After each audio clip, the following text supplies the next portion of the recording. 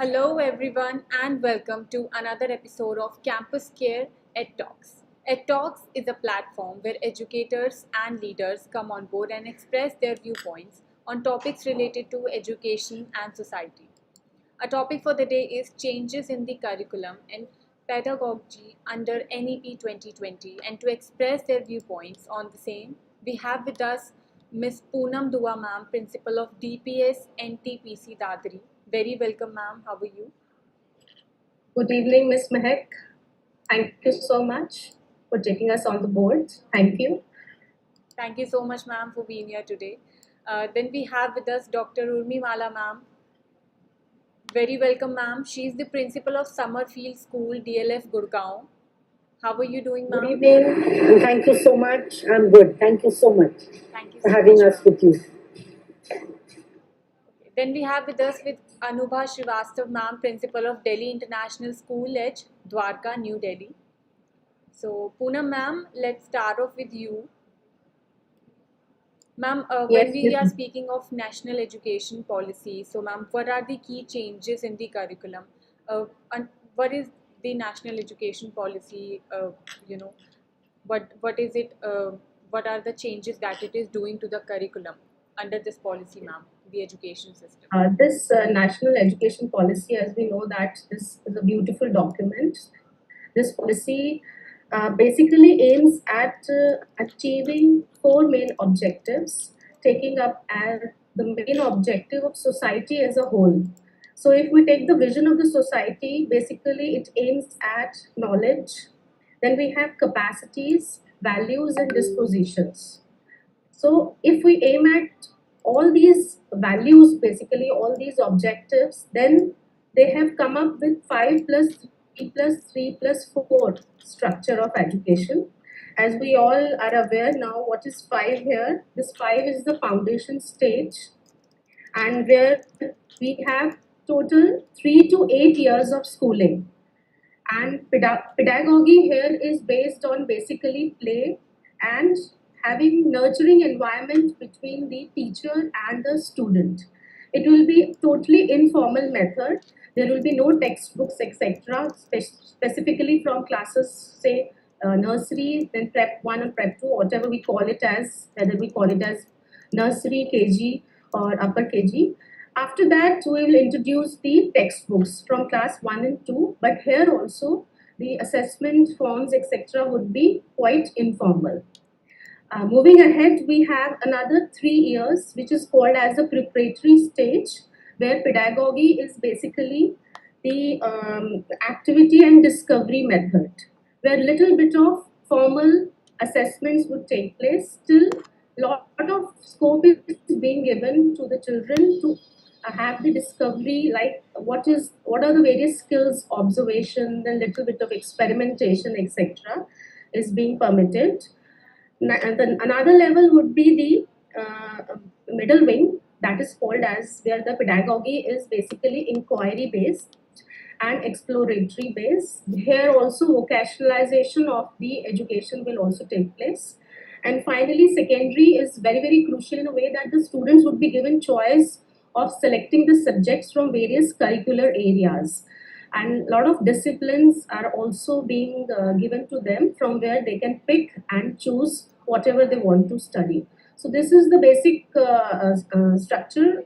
And also now from rote learning to experiential learning, and more of the project-based learning is being thought of. It envisages this kind of approach, and refined assessment forms. It's just not like pen paper test. There would be case studies. There would be a lot of exploration in the field. So all these is a part of the new curricular changes. The role of ICT has also been taken very well care of. So I think it basically aims at bringing the best version of students, and also it would help our teachers to be the best version of themselves. So this is the total essence of NEP 2020. Absolutely, ma'am. I think it is focusing more on real life experiences, so Yeah. the students can have more of that. Thank you so much, ma'am. Moving on, ma'am, Urmimala ma'am, what would you like to add to Poonam ma'am? What are the key changes in the curriculum under this new education policy, ma'am? The key changes which are there is basically, of course, NEP says that education up to the primary level should be in the mother tongue and not a foreign language. The foreign language can be introduced beyond the primary level. And there is a huge focus on Indian languages in the NEP. Based on NEP, the NCF has also said that maybe they are going to introduce not just two languages in class 10, but two Indian languages and a foreign language. And in 11th and 12th, like we are only used to teaching English or one language, it will again become two languages in the senior secondary also. So the focus is now shifting towards giving more emphasis to Indian languages as per the NEP, having education in the early stages in the Indian languages. And the second major thing is that 6th, 7th, and 8th is going to have a huge focus. Classes 6th, 7th, and 8th, there's a huge focus on skill development. There are supposed to be 20 bagless days. Now, this bagless days means the child does not carry an academic set of books but uses this time for skill development, which could be any type of skill. There's a huge list given to the schools. Basically, this is here to bring about a shift from rote learning and to bring in experiential learning so that children shift from the centuries old system that we have developed of rote learning, textbook learning, and to learn more from real life situation. And then the third major shift is interdisciplinary. Again, there's a huge stress on interdisciplinary teaching, not having a fixed stream. A child is allowed to take accountancy with history and mathematics. That is what NEP proposes. To open up the boundaries for the children, to allow them to explore and to be allowed to take any subject of their stream. There's nothing to be known as a stream. It should be interdisciplinary. Yes, ma'am. Now, to be able to achieve all this, NPP talks about huge amount of teacher development, faculty development, because as long as the teachers are not trained with this new thought process, with the new pedagogical and curricular changes that are going to come about, it is not possible to implement such huge changes. So the stress is also on a lot of teacher development, a lot of faculty training, a lot of shifting away from the old method of teaching and coming on to the newer methods of teaching so that everything that NEP talks about can be implemented. Thank you. Thank you so much, ma'am. Very beautifully explained. Ma'am, moving on, Poonam ma'am. Ma'am, how does this new education policy, ma'am was just mentioning about the bagless days and, a student can, in the plus two, they can also choose different subjects from different streams if they want to. If I want to study mathematics with, history, I can do that now.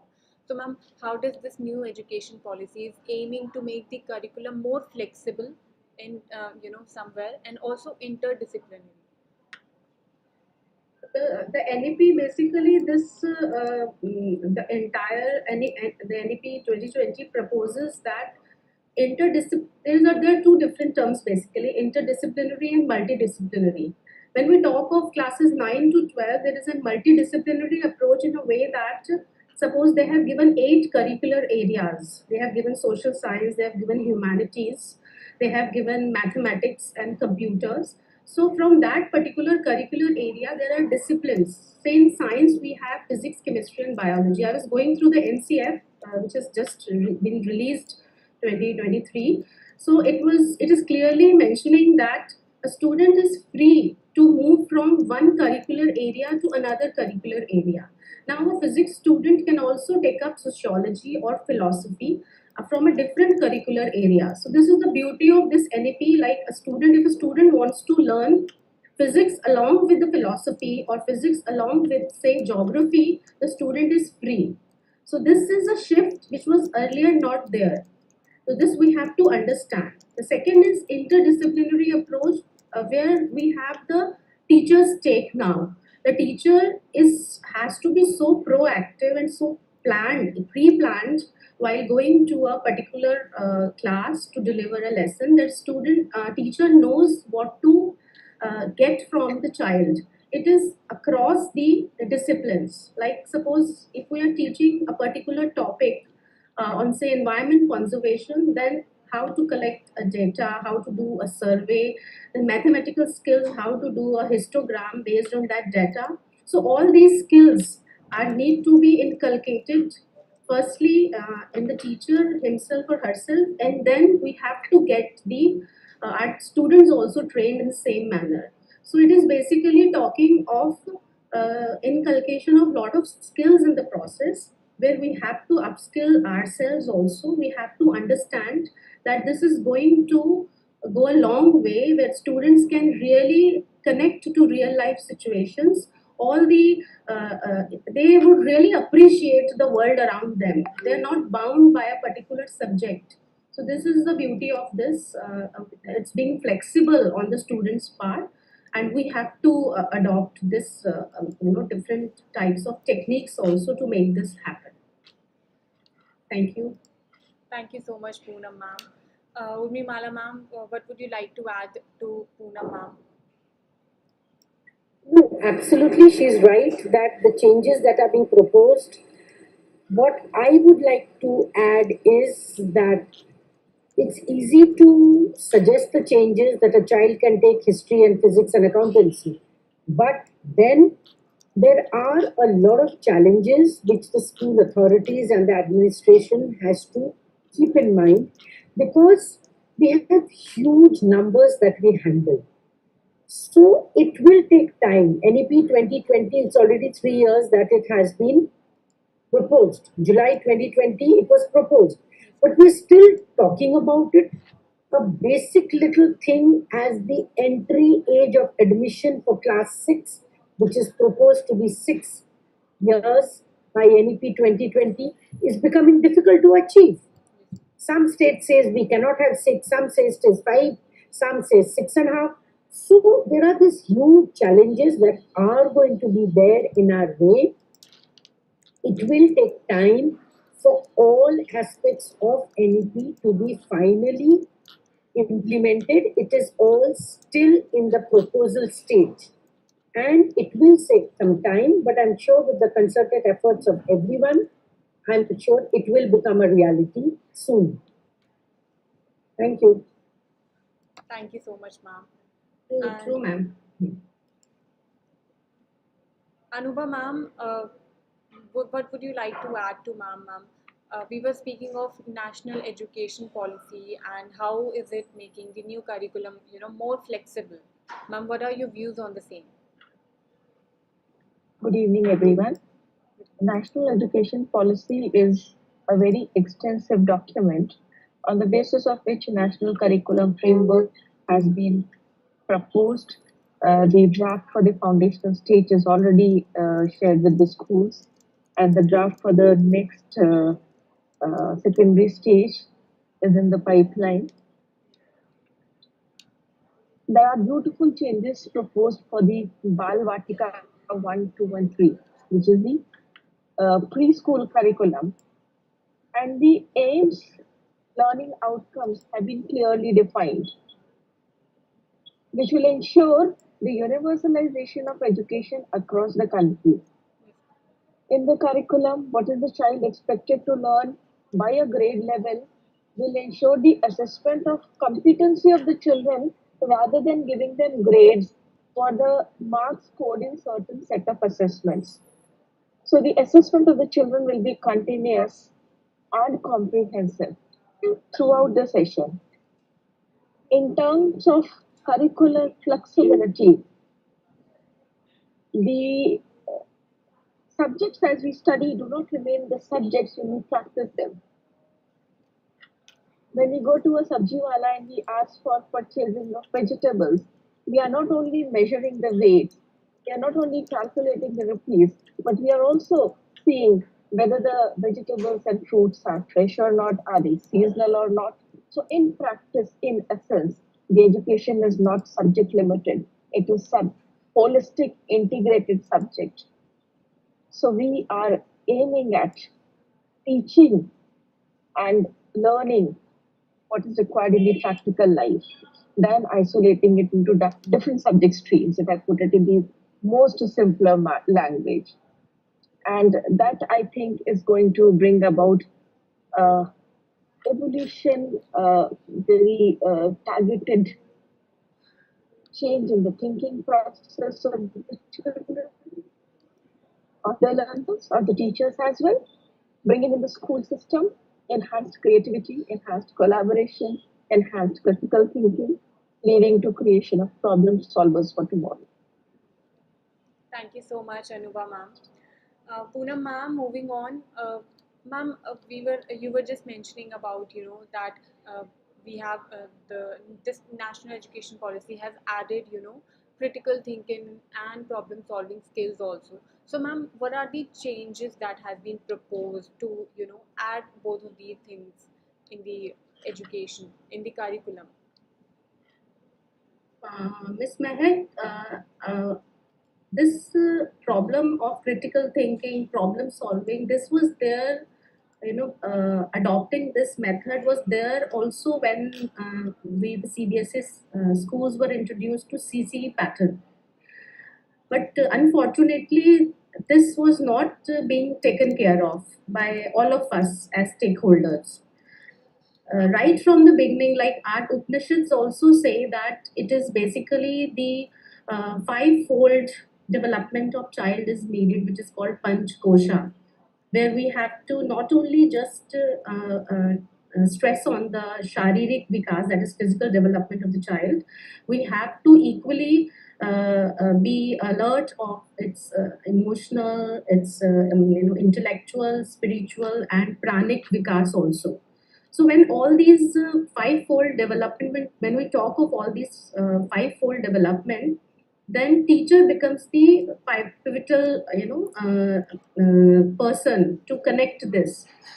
And how we are going to do it is not just by rote memorization method, by making the child exposed to the outside, the experiential learning, making optimum use of all the sense organs, having observation skills, then heuristic methods, project-based learning. We have to give them situations where we don't have to give child an answer to a particular situation. Rather, it should be the opposite approach.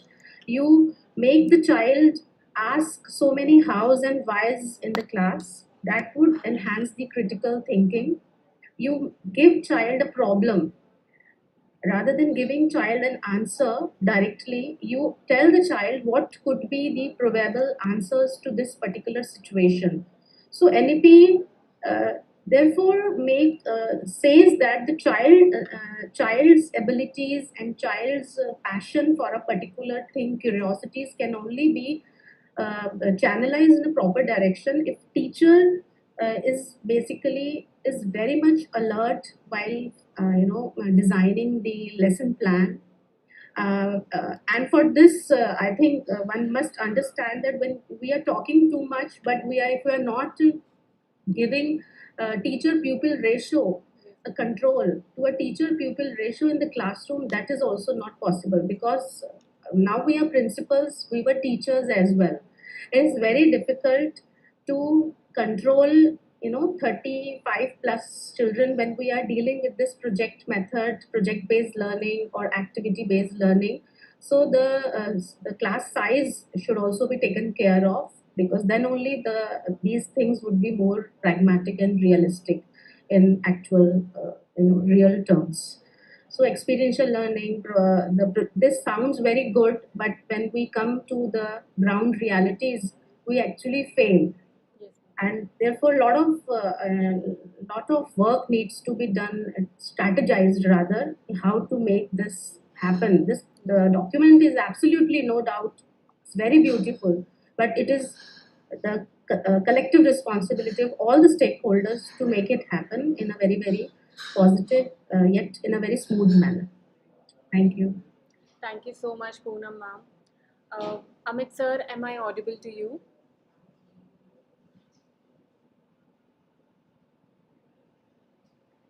No problem. Urmimala ma'am, firstly, would you like to add something to ma'am? And also, ma'am, you were speaking of, the hands of learning thing that, will be, the students will be having more experience, what they are being taught, not just, there will be not concept learning. So, ma'am, how does this new education policy advocates for the experiential learning and the hands-on learning? What the new education policy is basically trying to do is move away from content based rote learning to competency based learning. Its main aim is to prepare 21st century ready students who have got the ability of problem solving, who can do critical thinking, who just do not depend upon the textbooks and do not just learn within the four walls of the classroom. So, a lot of experiential learning is being propagated. And for that, the methodology to be followed also needs to be changed. It cannot be a one way lecture method. It cannot be a one way method where only the teacher is speaking and the student is just listening. Asking questions, making children participate in discussions, having active learning, where the child may be one day involved in flip learning, where the concept has been picked up by the student at home, they come to school and they flip the learning, and where they ask questions, they work on projects, where they practice active learning, where they study with the help of examples. All this is what NEP is trying to bring about, basically to shift from rote learning and the huge amount of content that we have been focusing on. Because the content of our curriculum and the various subjects is so large that children do not have an option but to take recourse to rote learning. They just mug up equations and they mug up theorems and go and just produce it verbatim on the exam paper. The next year, you ask them the same question or you ask them to apply the theorem or to apply the concept they have learned, they cannot do it. Application and then reproduction, application based learning is what is being encouraged, which the present Indian education is not taking care of. So, a shift from rote learning, a shift from the huge stress on examination. We have so much of focus on only preparing children for exam. All that can be achieved when we shift to competency based education and shift from content to competency. Thank you. Thank you so much, ma'am. Amit sir, am I audible to you? Yes, ma'am. Good evening, all. Yes, very much audible, ma'am. Good evening, sir. How are you? Please I'm good. welcome Thank you. Amit sir from Lotus Valley International School, Gurugram. Very welcome, sir. So, sir, we were just, talking about national education policy, and you heard Urmimala ma'am talking about, how does the new education policy is advocating for experiential learning and hands-on experience. Since this education, this policy. Has this thing that the students should have 21 days without bags, so you don't have to carry your academic books in the school for 21 days in a session. So, sir, would you like to add something to ma'am? Sure, definitely. Thanks a lot for calling on this forum. First of all, the change which we have in this NEP, I must say that when they are talking about new trends, they actually go into the detailed depth how the growth of a particular child could be, which can be lagging behind. I did a research work on this in Finland. If you, we all know that that is one of the happiest country So when the root cause we get to know about why they are happy. So when you see their education system, they are totally based on the technique which they not carry in a middle age group. They carry forward to the higher group as well. So what I see here, when we are matching those studies with Indian standard, which we called rote learning and all. So if you see CBSE also come up with a various dimension like implementation of design thinking, implementation of exam system in a different way where we have a combination of many subjects, not dependent on a particular stream like science, commerce, and all. There will be a combination of lot of subjects. Art student can be integrated with such subject which can be of different streams all together, where we are developing their concepts, not just to carry forward the things. Second thing is like we are now more focused on their critical thinking. What type of state of mind they are carried forward through their education journey? Is they are able to solve the problems whenever. So the entire system converted into problem statements. So when we give the problem statement, they will come up with the different ideas. Yes, this could be an idea. When we are talking about innovation, yes, innovation can be added because invention can be done once, but innovation we can make it in a dimension, in a in range of dimensions we can implement innovations. So definitely all schools are trying to inculcate these things, changes in curriculum. No doubt, schools are going to be challenging while implementing this thing. Really, it is going to be a give us a very good platform where we are learning and streamlining these things. Thank you. Thank you so much, Amit sir. Anuba ma'am, would you like to add something to ma'am and sir?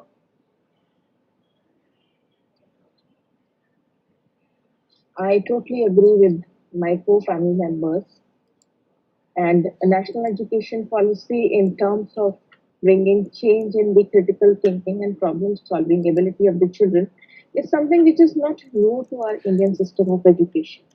In the Gurukul system, the children were taught what is required for their life and they were learning practically. So, in the same Gurukul, there will be children of different categories, different abilities, different targets being taught under the same guru, but the lessons that will be absorbed and the assessments that will be done will be student specific only. Not one bag fits all is the fundamental that national education policy aims at. In this process of universalization, when we are integrating skills, the very fundamental aspect that the policy has taken into consideration is that the children should be taught the environmental values, the constitutional values, the global and the national citizenship, the love and the respect for one's own country, to know our immediate surroundings, to know our immediate geography, to know our immediate nation before we start talking of the global levels and the global problems. Being exposed to the cutting edge technologies, the futuristic thought process, machine thinking, machine learning, artificial intelligence, the digital platforms. So, incorporating all this by giving a hands on to the student, the holistic report card talking about assessment of the student by the teachers, by the parents, by the peers, and by themselves, giving a 360-degree appraisal. Something that we as adults in recent have seen it on social networking platforms like LinkedIn, like Facebook, where we see a 360-degree assessment of ourselves and our associates. That is what is going to come into the practice in a more academically defined and structured manner into the school system. So I totally endorse the view of all my panel members here. And I am very happy to share on this panel that this is not anything which is not doable. It's very much doable.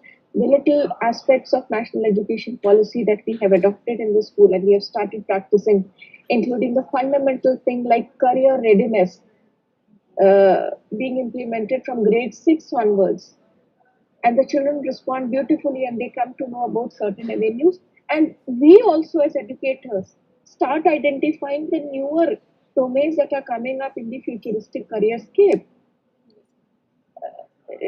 It's very much doable. We just need to expand our understanding. We need to upskill ourselves as the leaders, our teachers as the facilitators, and become collaborative in learning from each other as individual schools, making the proposal of school clusters proposed by NEP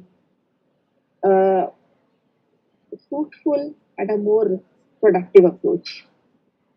Yes, ma'am. Thank you so much, Anuga ma'am.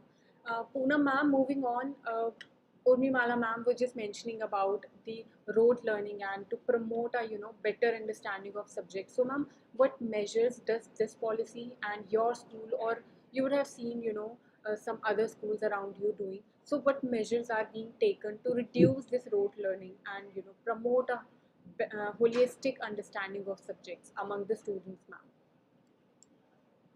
Yeah, a lot of things are being done by the schools and under teacher development program. We have started organizing a lot of workshops. Experts in the respective fields, they are being called, they are being arranged for these teachers because they are the basically facilitators. Second thing, a lot of exposure to students are also given for, as our co-panelist Anubha ma'am was telling about the career readiness. So keeping that thing in mind, we are also progressing with a different kind of approach now. It's not just that we are now prepared only for making our children go ahead with NEET examination or to crack IIT FITZY. Rather, the classes, middle school, where 6 to 8 is there. So there is a preparation to introduce lots of skill-based courses. These skill-based courses had already been started in many schools. Our schools also have 3, 4 skill-based, but now a lot more is being planned for the next academic session, where we can really shift from a normal routine curriculum. We have a lot of choice given to the students now, and similarly assessment reforms are being planned, where students would definitely be given such an exposure, where they would be coming to know that just remembering certain things would not work. They have to come up with a different kind of approach in the growth mindset, both of the students as well as the teacher is desirable in this setup. So a lot of preparations are going on. We are gaining success also, though the pace is slow, but definitely it will, as it is a doable definitely, but a lot of structured approach is required and a lot of willingness is required from our end. So if that is there, I think nobody can stop us. Absolutely, ma'am. Thank you so much, Poonam ma'am. Urmimala ma'am, would you like to add something to ma'am? And also, ma'am, what measures are your school are taking to reduce this rote learning? See, rote learning basically happens when it's a two-way process.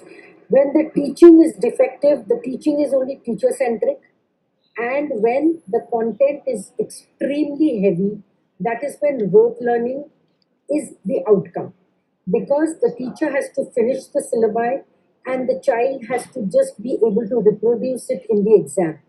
So what NEP is trying to bring about is huge changes first in the content of the books. There's a rewriting of the books in the senior secondary. There is a rethink of the entire methodology of teaching. That is why interdisciplinary teaching is being encouraged. That is why skills are being introduced. That is why experiential learning is being introduced to move away basically from rote learning. And of course, a huge stress on faculty and teacher development, because it is the teachers who have to take forward what has been envisioned by the policymakers of the country. They have made the policy, but ultimately it is the grassroots workers who have to implement it.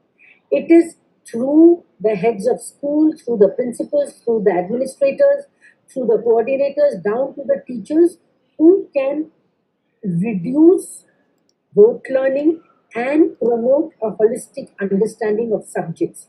So it's a total change that has to come about from the thought process involving the children, the teachers, the school, the parents, the community at large. All stakeholders have to be taken into account. A huge role is played here by the parents. The parents have to be oriented into the new thought process of the NEP. In my school, I have regular parent orientations where they are being regularly updated, because there are still some parents who turn around and say, why is not enough homework being given? Or why you not doing a lot of written work? Or why is summer holiday homework so different? Why you telling the child to read from the net? Answer तो book में मिलना चाहिए. Book से देख के project बना देंगे, बाहर से हम प्रोजेक्ट बना देंगे. This kind of thought process of the parents also needs to be changed, for which a lot of regular work has to be done with the parents, where we sit with the parents, where we tell them what and where the world is moving and how we need to keep up to date. So it's a total process. Like we look at developing the child in a holistic manner, the entire education process encompassing all stakeholders have to move together, holding our hands together. It's a huge task, but small baby steps have already been taken. It is already moving.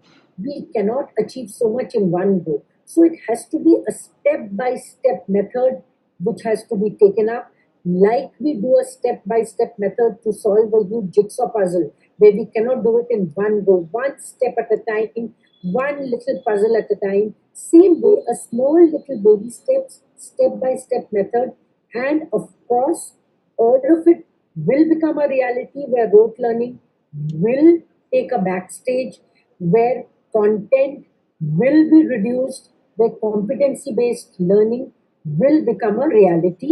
But yes, it will take time to meander down slowly into the grassroots level. Thank you. Absolutely. Thank you so much, ma'am. Moving on, Amit sir. Right. Actually, I'm totally agree. I am really very happy and listening each and everything whatever ma'am quoted here, that all school actually implementing these things. So just adding few more points. Schools are actually more focused on vocational studies nowadays. So vocational studies actually gives a very hands-on and practical approach towards the learning, where learning is not actually taken by these students. Whatever they do, they perform, they will come up with the result. So that's amazing result we will get from vocational study. In my school, we are implementing around 30 to 35 different vocational areas where we are going to assess with their performance. Definitely, for this, we have a lot of teachers training, and we called many resources so that they can have a lot of training well in advance. But when actually come up with these learners, the resultant is very different, because as a teacher, whatever I am learning, but when learners come up with the resultant, it's totally different, and they come up with the new ideas. So we assist with their performance. We keep on review. We will analyze what type of growth they are having. As ma'am said, step by step approach. Yes, we also follow step by step approach to understand their thinking, understand their learning, how they are growing, how they are implementing, what all behavior changes are there while implementing. Yes, learners more interested in the outer understanding. Like if we call some trainer, if we call some experts, So they have a lot of connects with them. After connecting those concepts, they are through with these concepts. That's why if you see many companies tie up with CBSE, they come up with the new ideas. Schools are implementing after school sessions and something like that. Even parents are very interested. They come up with new ideas. Parents are taking sessions. A lot of things are happening. Yeah. Thank you so much, Amit sir. Moving on, Anubha ma'am. Ma'am, what measures are you taking and what measures do you think this policy is taking to reduce the rote learning, ma'am? Uh, Beyond this national education policy, I, as an educator, have always advocated against the concept of rote learning. I remember in my early days as a teacher, also when the parents would come and tell me, my child has taken tuition for this subject, that subject, so many days, this coaching, I would literally fight against the tuition institutes and the coaching institutes. And I would claim that competitions like NEET and AIEEE can also be cracked without coaching. Yeah, I've practically proven this also. So rote learning is a big no-no. And I'll just quote a few examples from the NEP document and from what we practically do to do away with the rote learning ability. Introducing case-based study questions is one very Yeah. simple way of ensuring that there should be no rote learning, because when you have a case study that is not coming from within the book. NEP says that in the middle school, there will be a year-long project. Year-long project will be ideated upon the problem solving and the critical thinking abilities of the children. So the children will begin with identifying the problem. They need to propose a solution to the problem. They need to put that solution into action, and this will not be done in a span of 1 week. It says year long, I emphasize again. So they will put that uh, proposed solution into action. They will see the results that they are getting. It may be a success, it may not be a success, but then you need to analyze your results. You need to find out what went wrong and why, and what succeeded and why. So when you start pinpointing these points, and we have very clear rubrics on assessing the student, not on the basis of success, but on the basis of are the thoughts being implemented and being carried or being structured in the right direction. That is when we make a child think, that is when we make a child ideate, that is when we make a child go beyond the realms of rote learning. Breaking the rote learning structure that has come up recently, and I would say recently and uh, not for a very long period in the education system in India, is also important because in today's date, one of the very crucial skill that is required is communication skill. You cannot communicate if you are mugging up an answer. You cannot communicate properly if it is not coming intrinsically in your thought process. And that communication from us to the parents is also very important for the parents to realize why a child should go beyond rote learning, which we do through various mechanisms. You put a child and make him stand on a dais and speak, and you give them a lot of extempore. We've been doing extempore competition for years in the school system. How many times did we realize what is the significance of that one single competition that we do? And how do we make it more relevant in today's scenario? So these are just few examples how we can break the rote learning system and how we should question and challenge the aspects that brought in rote learning. That was a mad race for scores, getting 100 on 100, 99, 98% so that we get admission in certain colleges which we otherwise will not get. So it's a vicious cycle. It starts from the higher education system, maybe, and it tapers down into the school system. The genesis has to start. I agree with the Dr. Sudhakar here that it has to be a stepwise process, ma'am. Yes, and the steps are not just into the primary curriculum or in the school senior secondary classes. The step leads to the universities, graduate, postgraduate, and then the career placement level. And we are all joining hands together, stepping forward to and waiting to see the transitions come in action. Absolutely, ma'am. Thank you so much, Anuba ma'am. Thank you so much, Poonam ma'am, Urvimala ma'am, and Amit sir for being here today and imparting your knowledge on changes of curriculum under NEP 2020.